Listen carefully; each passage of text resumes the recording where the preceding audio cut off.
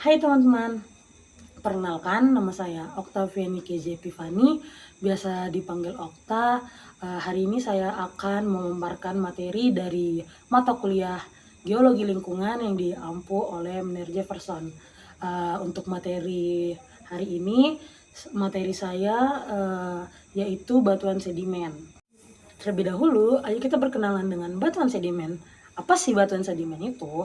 Batuan sedimen adalah batuan yang terbentuk di atas permukaan bumi oleh tekanan dan suhu relatif rendah dari hasil pelapukan batuan yang telah ada sebelumnya. Hasil lapukan tadi tererosi lalu tertransport ke lokasi baru, tempat ia terendapkan dan terlilifikasi. Urutan proses pembentukan batuan sedimen adalah yang pertama itu pelapukan, yang kedua erosi, yang ketiga transportasi, yang keempat deposisi, dan yang kelima atau yang terakhir adalah diagenesis. Apa sih diagenesis itu? Diagenesis adalah kondisilidasi dan liktifikasi kumpulan sedimen menjadi batuan sedimen.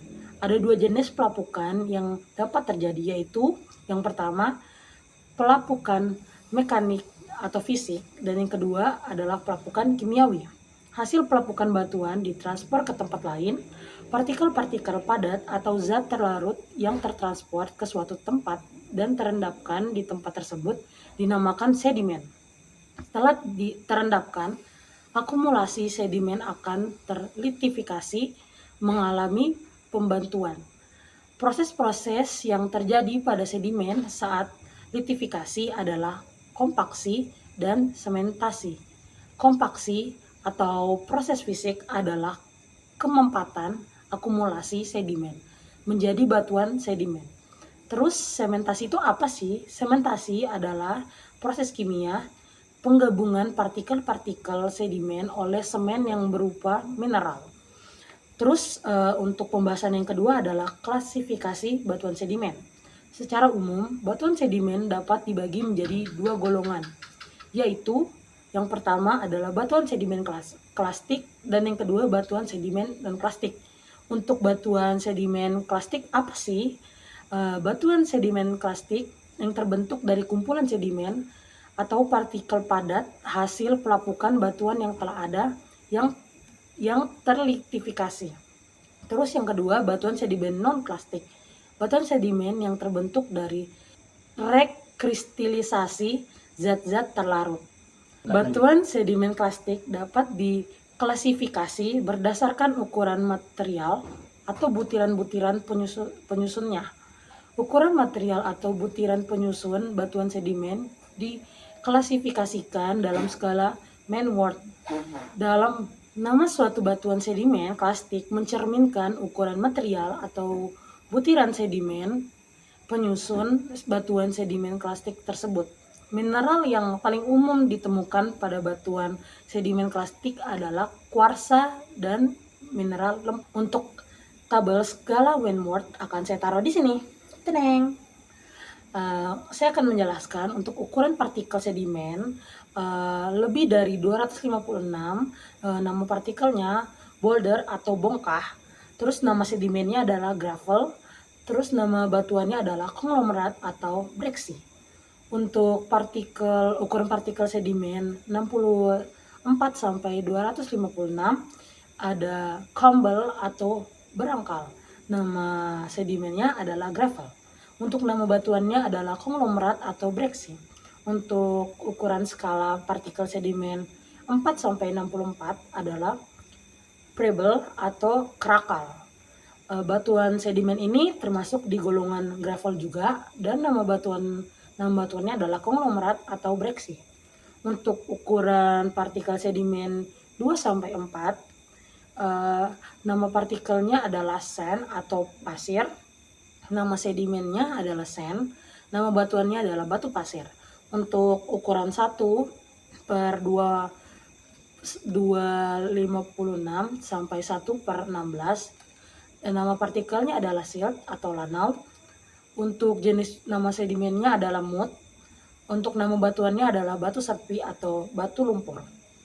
Untuk di bawah kurang lebih 1 per 256. Nama partikelnya adalah clay atau lempung. Nama sedimennya adalah mud, dan nama batuannya adalah batu serpih atau batu lumpur. Breksi dan konglomerat merupakan batuan sedimen klastik yang sama-sama tersusun oleh partikel sedimen berukuran lebih dari 2 mm atau gravel. Hanya saja gravel menyusun breksi terbentuk meruncing, sedangkan gravel menyusun konglomerat berbentuk membulat. Untuk bagian ketiga, saya akan menampilkan foto seperti yang di kiri kanan saya. Untuk yang di kiri, ada batuan breksi. Untuk di sebelah kanan, ada batuan konglomerat. Kedua batu ini adalah batuan sedimen plastik berukuran gravel lebih dari 2 mm. Perbedaan utamanya hanya satu, bentuk dan fragmen. Untuk batuan breksi yang sebelah kiri, fragmen menyudut tajam. Terus warna batuan breksi ini warnanya coklat tua dengan fragmen putih atau kuarsa atau klasit. Terus sudut dari breksi ini, sudut fragmennya tajam dan tidak rata. Dan batuan breksi ini terbentuk dekat sumber atau material belum jauh berpindah. Terus untuk proses batuan breksi yaitu pertama dari longsoran, yang kedua reruntuhan tebing, dan ketiga zona patahan. Untuk batuan di sebelah kanan adalah batuan konglomerat. Untuk fragmen batuan konglomerat ini, fragmennya itu membulat halus dan warnanya itu warna kuning kecoklatan. Fragmen gelap tersebar merata. Untuk batuan konglomerat juga fragmen bulat dan lonjong. Sudut sudah terkikis dan terbentuk jauh dari sumber sampai material terbawa arus lama. Proses dari batuan konglomerat sendiri, prosesnya adalah ada di sungai besar, pantai, dan abrasi. Untuk perbandingan singkatnya, batuan breksi ini dia menyudut. Untuk batuan konglomerat ini dia membulat. Batuan breksi juga dia dekat dari sumber yang menghasilkan batuan ini. Kalau batuan konglomerat itu jauh dari sumber. Terus untuk batuan breksi juga dia terjadi dari longsoran dan patahan. Kalau batuan konglomerat dia dari sungai, pantai, dan pantai purba. Tapi ukuran butiran batuan ini sama-sama gravel dan lebih dari 2 mm. Dan juga saya akan menjelaskan juga batu pasir atau sandstone adalah batuan sedimen plastik yang tersusun dari kumpulan pasir atau partikel-partikel sedimen berukuran 1 sampai 16 sampai 2 mm. Batu pasir menyusun hingga 20% batuan sedimen yang ada di bumi. Mineral yang paling dominan ditemukan pada batu pasir adalah kuarsa. Dan saya akan menjelaskan juga untuk batuan selanjutnya ada di kiri dan kanan saya. Untuk batuan yang di sebelah kiri adalah batu kuarsa, dan untuk batuan di sebelah kanan adalah batuan arkose. Untuk kedua batu ini, keduanya adalah batu pasir atau sandstone, batuan sedimen plastik berukuran pasir 1/16 sampai 2 mm. Perbedaan utamanya ada pada komposisi mineral penyusunnya. Untuk batu pasir kuarsa yang sebelah kiri, dia adalah quartzstone. Warnanya kuning pucat hingga krem. Terus permukaannya halus dan seragam. Dominasi mineralnya mineral kuarsa SiO2 lebih dari 90%. Terus batunya juga butiran sangat seragam. Terus tanda pelapukannya berlangsung lama. Terus juga batu pasir kuarsa ini terbentuk di pantai, gurun, dan delta sungai yang stabil. Untuk batu yang sebelah kanan saya adalah batu pasir arkose. Batuan pasir arkose ini memiliki ciri warna coklat gelap, kehijauan, butirannya kasar dan tidak seragam. Terus juga batuan ini mengandung feldspar lebih dari 25% di samping kuarsa. feldspar mudah lapuk sampai kehadirannya tandanya pelapukan cepat dan singkat. Terus batu arakosa ini terbentuk di kaki pegunungan atau dekat zona patahan aktif.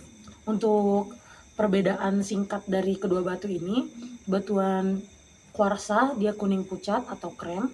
Untuk batu pasir arakosa ini dia coklat gelap sampai kehijauan. Terus juga untuk batu pasir kuarsa dia kuarsanya lebih dari 90%. Untuk batu pasir arakosa kuarsanya sama feldspar-nya lebih dari 25%. Terus untuk batuan kuarsa dia halus dan seragam. Untuk batuan arakosa dia kasar dan tidak seragam. Untuk batuan kuarsa dia pelapukannya sangat lama. Untuk batuan arakosa dia sangat cepat. Untuk lingkungannya atau tempat terbentuknya dia, untuk batuan kuarsa di pantai gurun dan delta. Untuk batuan arakosa dia di kaki gunung dan patahan aktif. Untuk ukuran kedua batu ini dia sama-sama pasir 1/16 sampai 2 mm. Dan saya akan membahas juga batu lumpur atau moonstone. Batu lumpur atau moonstone menyusun hingga 60% batuan sedimen yang ada di bumi. Jenis-jenis batu lumpur antara lain ada batu lanau atau siltstone, batu lempung atau claystone, dan batu serpih atau shell. Untuk batu lanau ini partikel-partikel sedimennya berukuran 1/256 sampai 1/16 mm. Untuk batu lempung, partikel-partikel sedimennya berukuran di bawah 1/256 mm. Untuk batu serpih, partikel-partikel sedimennya berukuran 1/256 sampai 1/16 mm dan kenampakannya menyerpi atau fill shell. Oke, selanjutnya saya akan menjelaskan batu serpih. Fotonya akan saya taruh di sini. Batu serpih atau shell adalah jenis batuan sedimen klastik yang sangat halus terbentuk dari akumulasi lumpur, lanau, dan mineral lempung. Untuk ciri khas batu serpih ini juga memiliki sifat fluidity, yaitu kemampuan untuk pecah menjadi lembaran atau lapisan tipis yang sejajar.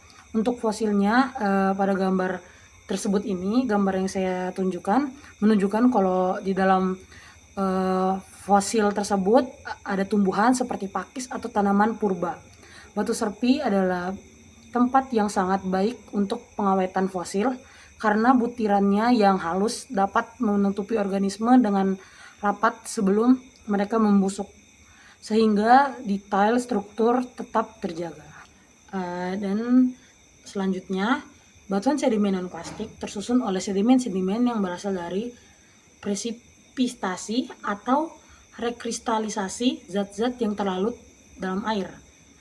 Presipitasi zat-zat yang terlarut dalam air dapat terjadi karena 4 sebab, yaitu yang pertama evaporasi, yang kedua perubahan suhu, ketiga aktivitas kimia, keempat aktivitas organisme. Sedimen-sedimen non-plastik yang terbentuk oleh proses evaporasi, perubahan suhu ataupun aktivitas kimia disebut sedimen non-plastik anorganik. Sedimen-sedimen non-plastik yang terbentuk oleh aktivitas organisme, terutama yang tinggal di laut, disebut sedimen non-plastik biokimia. Berdasarkan sedimen-sedimen penyusunnya, batu gamping dapat dibagi menjadi 2 jenis, yaitu batu gamping kimia atau anorganik dan batu gamping biokimia. Yang pertama, batu gamping kimia tersusun oleh sedimen-sedimen anorganik berupa kumpulan kristal hasil rekristalisasi zat-zat yang terlarut dalam air. Contohnya batu gamping kristalin dan travertine. Untuk batu gamping biokimia tersusun oleh sedimen-sedimen organik berupa kumpulan cangkang organisme laut. Contohnya batu kapur atau chalk, batu gamping koral, dan koina. Selanjutnya saya akan memaparkan 3 foto di sini. Untuk pada 3 gambar ini, ketiga batu ini adalah rijang atau chert, batuan sedimen silika yang tersusun dari CiO2, kristalin halus atau mikrokristalin kuarsa. Rijang sangat keras skala Mohsnya 7 dan terbentuk dari endapan organisme bersilika, diatom, radiolaria, dan di dasar laut. Perbedaan ketiganya ada pada pola dan warna. Untuk gambar yang pertama yang di paling ujung kiri ada agate, rijang berpita konsentris. Untuk ciri-cirinya itu tampak pita warna berlapis merah, putih, dan orange melingkar. Dan juga dia terbentuk dari pengikisan rongga batuan atau vuk oleh silika bertahap. Terus setiap lapisannya, satu episode pengendapan silika sering digunakan sebagai batuan perhiasan. Untuk batuan kedua yang ada di tengah, dia adalah batu jasper atau rinjang berwarna tidak tembus cahaya. Untuk ciri-cirinya warnanya merah, bata hingga coklat, tidak transparan. Terus warna merah berasal dari kandungan oksida besi atau hematit. Terus tekstur masif dan padat tanpa lapisan. Terus juga terbentuk dari sedimen silika yang bercampur mineral besi. Untuk gambar yang di paling kanan ini yaitu flint atau rijang abu-abu gelap atau hitam. Untuk ciri-cirinya warna abu-abu gelap hingga hitam, permukaan mengkilap, pecahan tajam seperti kaca, terus terbentuk di dalam batu gamping dari silika organisme laut. Digunakan manusia purba sebagai alat batu atau serpihan tajam. Untuk perbedaan singkatnya, untuk agate ini pita berlapis, untuk jasper merah masif dan padat, untuk flint abu-abu gelap mengkilap. Untuk warna khas agate ini merah, putih, oranye. Untuk jasper merah bata atau coklat, untuk flint abu-abu atau hitam. Untuk teksturnya agate berlapis halus, untuk tekstur jasper dia masif tidak berlapis, untuk flint masif pecah kondional. Untuk kegunaannya, untuk batu agate ini dia untuk perhiasan, untuk jasper perhiasan dan ornamen, untuk flint kegunaannya alat batu purba. Terus untuk mineral utamanya, untuk ketiga batu ini sama SiO2, mikrokristalin atau kuarsa, sama-sama semua. Selanjutnya saya akan menjelaskan batuan sedimen evaporit. Untuk batuan sedimen evaporit ini adalah batuan sedimen yang terbentuk dari hasil presipitasi mineral-mineral di dalam air akibat terjadinya evaporasi pada air.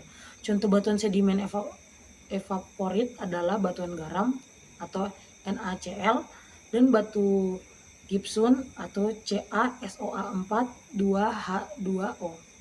Saya akan menjelaskan dua batu yang ada di sebelah kiri dan di sebelah kanan. Untuk di sebelah kiri ada batu garam, di sebelah kanan ada batu gypsum.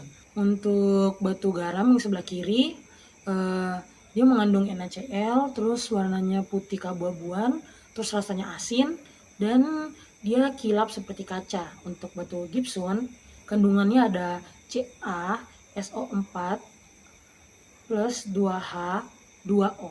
Terus untuk warnanya putih krem, terus jenisnya lunak atau moss 2 dan dia halus. Untuk keduanya terbentuk dari penguapan air laut atau danau garam di lingkungan evaporitik seperti laguna, dangkal, dan laut tertutup. Saat air menguap, mineral-mineral terlarut mengendap dan mengkristal membentuk lapisan batuan. Semakin tinggi tingkat penguapan, semakin tebal endapan evaporit yang terbentuk. Batu gypsum banyak digunakan dalam industri semen dan bahan bangunan. Dan selanjutnya saya akan menjelaskan tentang batu bara. Batu bara tersusun atas materi organik yang berbentuk padat dan berasal dari gambut atau peat. Kualitas batu bara ditentukan oleh kandungan air dan kandungan karbonnya. Semakin sedikit kandungan airnya, semakin baik kualitas batu baranya. Semakin tinggi kandungan karbonnya, semakin baik kualitas batu baranya. urutan macam-macam batu bara mulai dari yang kualitasnya paling rendah hingga yang paling tinggi adalah yang pertama pit atau gambut berasal dari batu bara, kedua lignit, ketiga sub bituminus, keempat bituminus, kelima antarasit. Saya akan menjelaskan batu bara yang akan saya tampilkan di sebelah kanan. Untuk batu bara, dia memiliki warna hitam mengkilap dan sifatnya ringan dan karbonnya tinggi. Untuk prosesnya, pertama akumulasi tumbuhan, kedua diagenesis, dan ketiga katagenesis. Batu bara ini terbentuk dari tumbuhan yang mati dan terakumulasi di rawa gambut tropik selama jutaan tahun. Material organik terkubur, tertekan, dan terpanaskan secara bertahap sehingga kandungan karbonnya meningkat. Tingkatan kematangan dari muda ke matang yaitu pertama tingkatannya ada lignit, kedua subbituminus, ketiga ada bituminus, dan terakhir ada antrasit. Semakin matang, semakin tinggi nilai kalorinya sebagai bahan bakar fosil. Penjelasan berikutnya adalah deskripsi batuan sedimen. Tekstur batuan sedimen adalah hubungan antar butiran atau mineral penyusun batuan sedimen. Tekstur batuan sedimen klasik ditentukan oleh 3 hal, yaitu ukuran butir sedimen, morfologi butir sedimen, dan ketiga kemas atau fabrik. Ukuran butir sedimen dinyatakan dalam skala Wentworth. Salah satu parameter ukuran butir sedimen untuk menyatakan tekstur suatu batuan sedimen klasik adalah sortasi. Apa sih itu sortasi? Sortasi adalah derajat pemilahan butiran sedimen dalam suatu batuan sedimen klasik.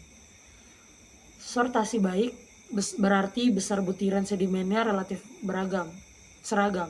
Sortasi buruk berarti besar butiran sedimennya tidak beragam. Dan saya akan menjelaskan 2 batuan yang akan saya taruh di sebelah kiri saya. Untuk batuan sedimen klasik dengan sortasi baik ada di yang sebelah kiri. Untuk batuan sortasi buruk ada di sebelahnya. Saya akan menjelaskan batuan ini. Untuk sortasi baik yang di sebelah kirinya, butirannya seragam, terus transportasi jauh dan energinya stabil. Untuk sortasi buruk yang di sebelahnya, butirnya campur, terus dia mengendap cepat dan energinya tinggi. Sortasi mencerminkan seberapa seragam ukuran butir dalam satu lapisan. Sortasi baik terjadi ketika arus memilah butir secara efisien selama transport panjang, seperti di pantai berpasir atau padang pasir.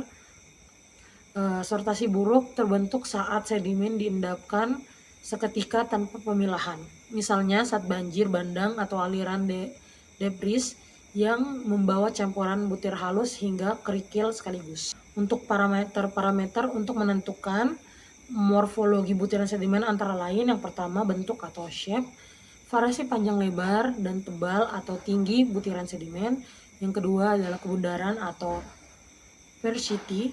sphericity, pendekatan bentuk butir sedimen terhadap bentuk bola, dan yang ketiga adalah kebulatan atau roundness atau kemulusan permukaan butir sedimen. Saya akan menjelaskan foto yang ada di sebelah kiri saya.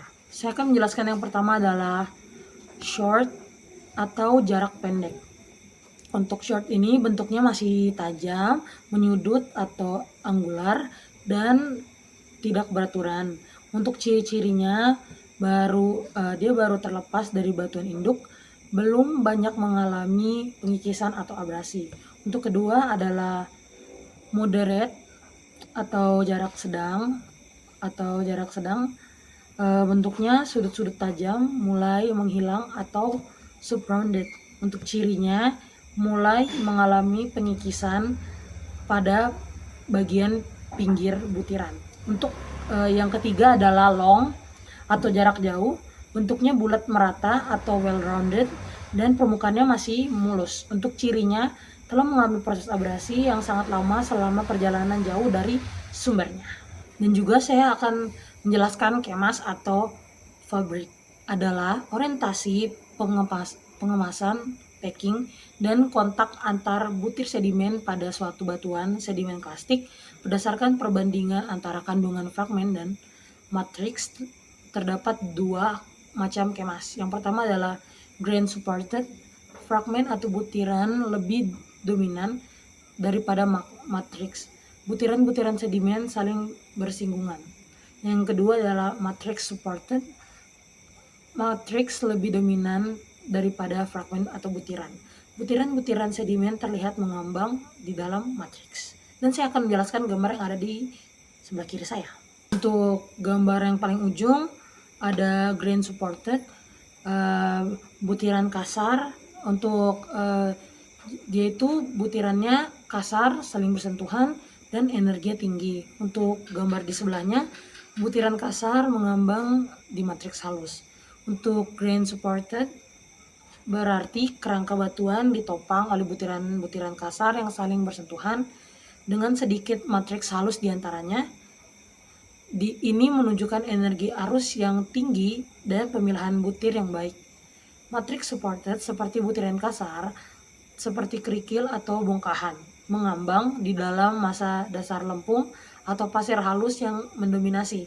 Ciri khas debris flow atau lahar yang mengendap secara seketika. Dan juga lapisan batuan sedimen berasal dari pembentukan lapis demi lapis sedimen yang terakumulasi lalu terliktifikasi. Perlapisan dapat ditunjukkan oleh perbedaan ukuran ataupun warna butir-butir sedimen penyusun batuan sedimen. Perlapisan merupakan salah satu ciri khas dari batuan sedimen. Setiap perlapisan batuan sedimen mempunyai ciri khas yang unik, variasi atau keunikan. Pada perlapisan batuan sedimen mencerminkan lingkungan pengendapan sedimen-sedimen tersebut atau kondisi saat sedimen-sedimen tersebut diendapkan. Klasifikasi di lingkungan pengendapan sedimen, yang pertama adalah kontinental atau daratan. Dia ada danau, aluvial atau sungai, dan gurun atau desert. Dan keempat ada glasial atau glacier. Kedua ada garis pantai. Yang pertama ada delta, kedua pantai, ketiga dataran pasang surut atau tidal flash. Yang ketiga ada laut.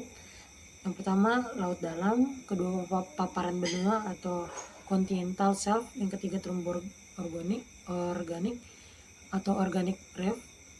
Keempat ada tepi benua atau continental margin. Kelima ada lereng benua atau continental slope. Klasifikasi struktur sedimen, yang pertama struktur erosi atau soil mark. Struktur erosi terbentuk akibat erosi pada suatu permukaan lapisan sedimen yang telah terkonsolidasi sebelumnya. Biasanya batu lumpur. Biasanya pada batu lumpur. Macam-macam struktur erosi. Yang pertama adalah score mark, terbentuk akibat turbulensi arus air yang sifatnya erosi. Kedua ada tool mark, terbentuk akibat jejak yang ditinggalkan oleh suatu objek pada permukaan lapisan sedimen. Saya akan menjelaskan gambar yang akan saya taruh di sebelah kanan saya. Saya akan menjelaskan untuk yang di paling kiri sini, dia ada score mark, fluid class, turbulensi arus menggerus lumpur lunak sampai bentuk sendok. Untuk yang satunya tool mark atau groove cast tool, objek terseret arus sampai arus lurus memanjang. Kedua struktur ini terbentuk di permukaan bawah lapisan batu pasir dan terawetkan sebagai cetakan atau cast. Fluid cast terbentuk saat turbulensi arus menggerus permukaan lumpur lunak, menghasilkan cekungan yang lebih dalam di ujung hulu dan membuka lebar ke arah hilir. Groove cast terbentuk ketika fragmen batuan atau cangkang terseret arus meninggalkan goresan lurus. Keduanya sangat berguna untuk menentukan arah arus purba atau fault current. Kedua ada struktur pengendapan. Struktur pengendapan terbentuk ketika suplai sedimen sedang diendapkan atau syn depositional squared. Macam-macam struktur pengendapan. Yang pertama ada ripple mark. Struktur ripple mark bisa terbentuk karena 3 sebab, yaitu angin, arus air, dan gelombang air laut. Struktur ripple mark yang terbentuk karena angin ataupun arus air akan berbentuk asimetris, sedangkan yang terbentuk karena gelombang air laut akan berbentuk simetris. Dan yang kedua ada gradasi. Struktur gradasi ada yang ditemukan dalam suatu lapisan sedimen, ada juga yang ditemukan dalam lebih dari lapisan sedimen membentuk suksesi berlapis sedimen. Gradasi dalam satu lapisan sedimen ada gradasi normal atau normal graded bending. Makin ke atas, ukuran butiran-butiran sedimen makin halus atau kecil atau fining upward. Dan yang kedua ada gradasi terbalik atau reverse graded bending. Makin ke atas, ukuran butiran sedimen makin kasar atau besar atau coursing upward. Saya akan menjelaskan gambar yang akan saya taruh di sebelah kanan saya. Untuk gambar yang paling kiri adalah dia simetris, gelombangnya bolak-balik sampai lereng kanan kiri sama. Untuk yang di sebelahnya dia asimetris, arusnya searah sampai lereng hulu landai atau hilir curam. Ripple mark adalah tekstur bergelombang pada permukaan lapisan sedimen. Ripple simetris terbentuk oleh gelombang air yang bergerak bolak-balik atau oscillation di lingkungan pantai atau danau dangkal, sehingga kedua lerengnya sama kemiringannya.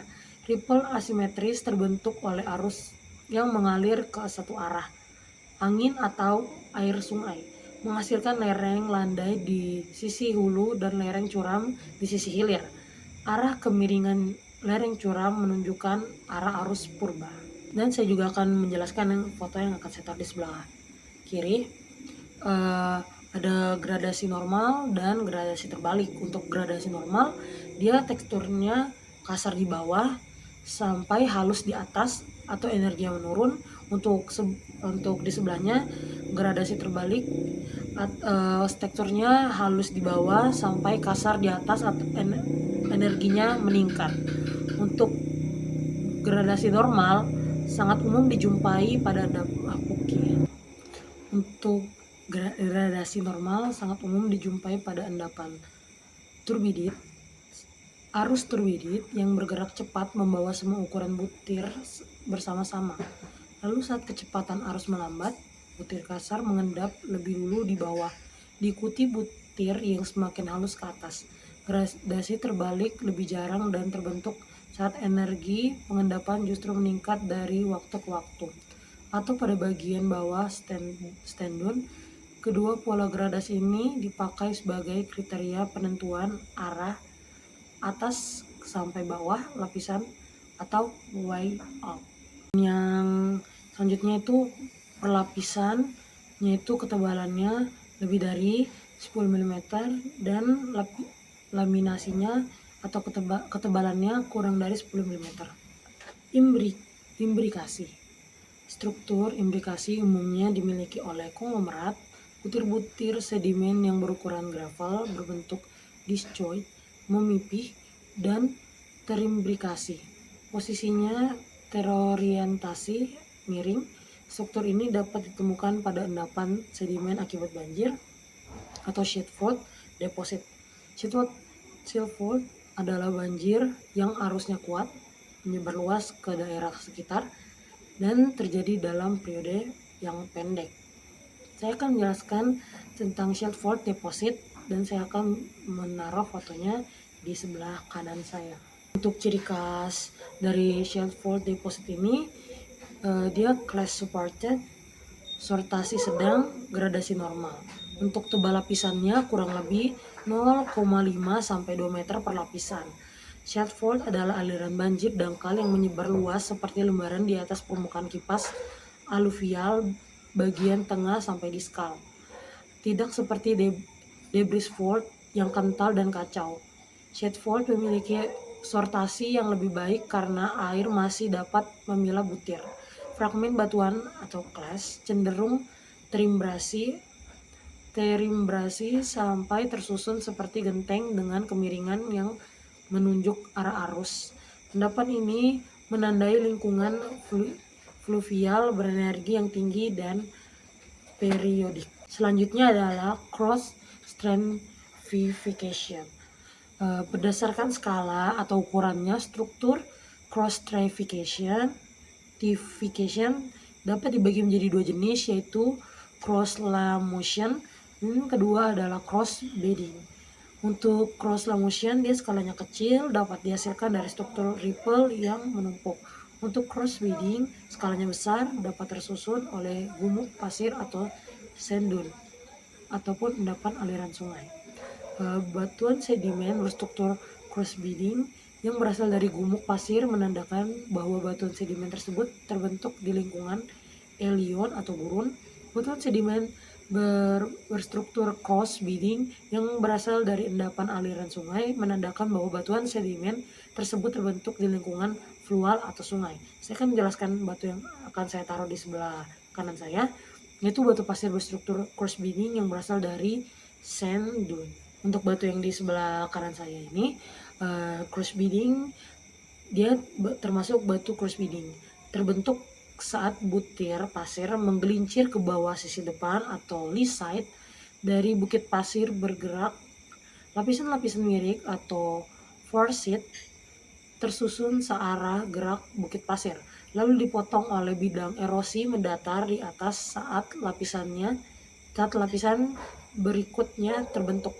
Pola silang siur ini sangat khas untuk lingkungan eolian atau padang gurun, tetapi juga bisa terbentuk di sungai berpasir dan laut dangkal.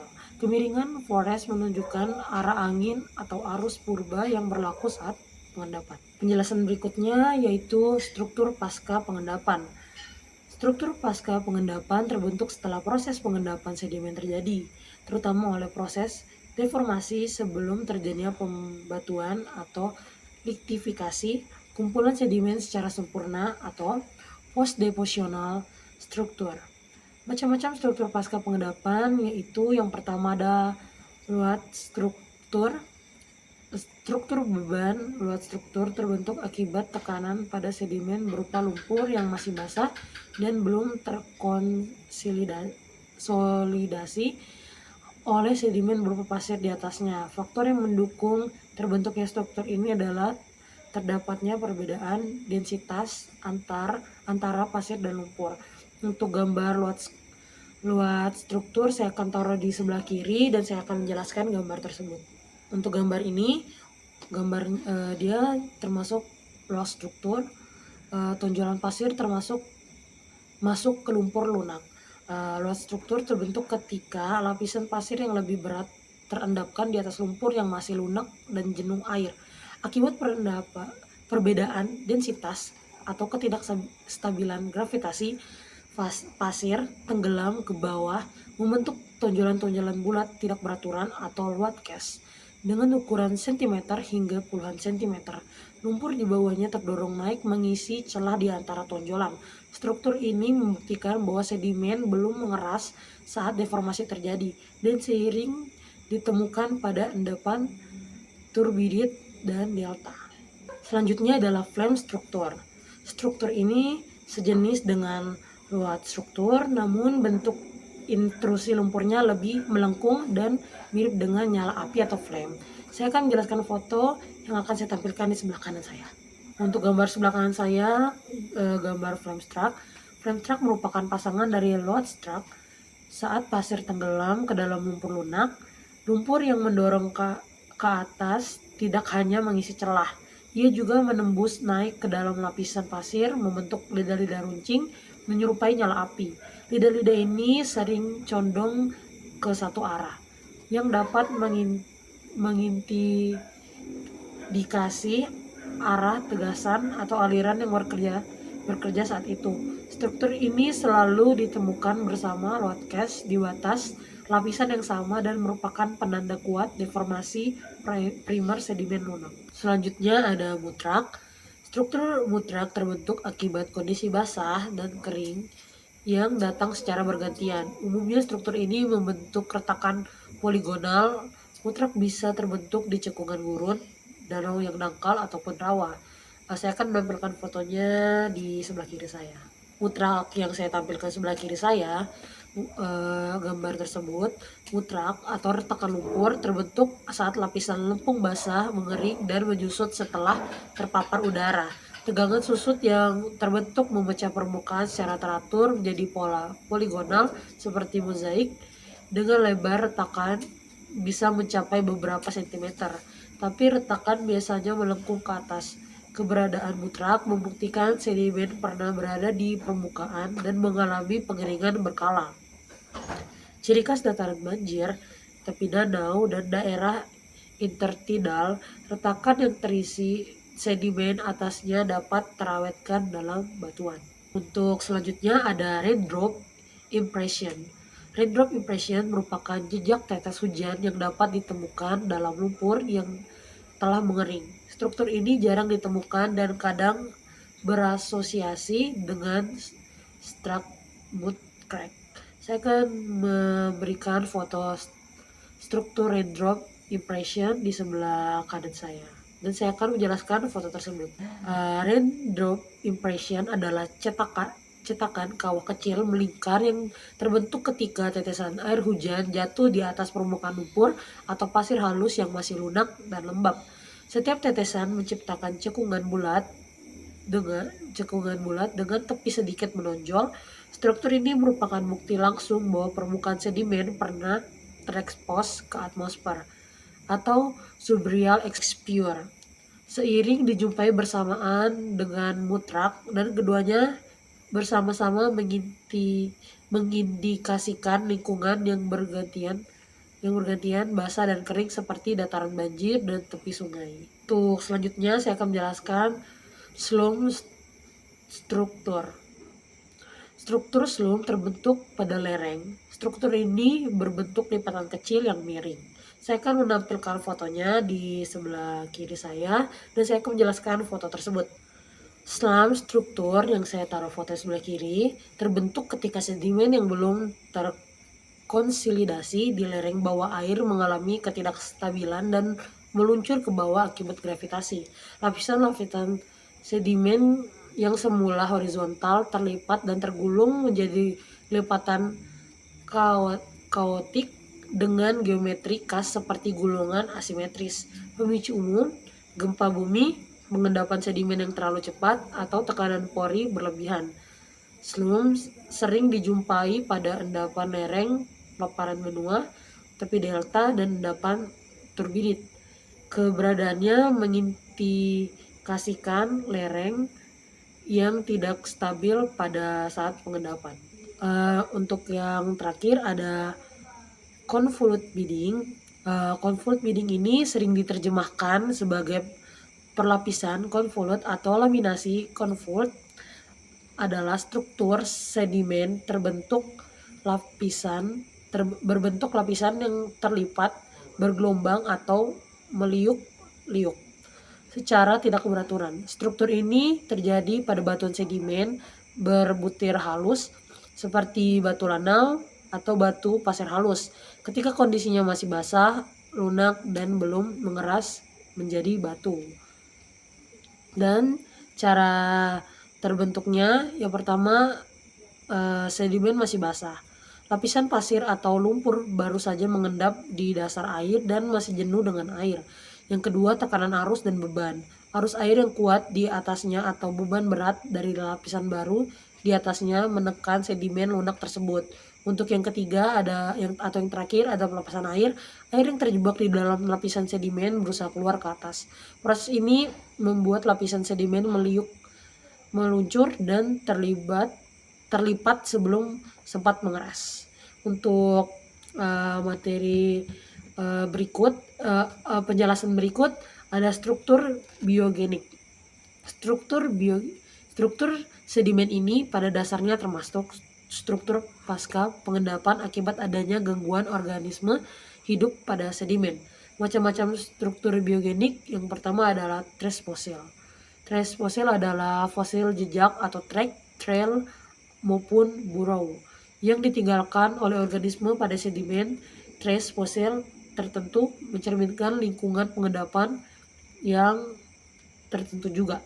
Contoh struktur trace fosilnya akan saya tampilkan di sebelah kanan dan saya akan menjelaskan struktur ini. Untuk trace fosil, trace fosil ini bukan sisa tubuh organisme, melainkan rekaman aktivitas hidupnya yang terawetkan dalam batuan, liang, burrow, jalur makan, feeding trace, atau jejak gerak tracking way.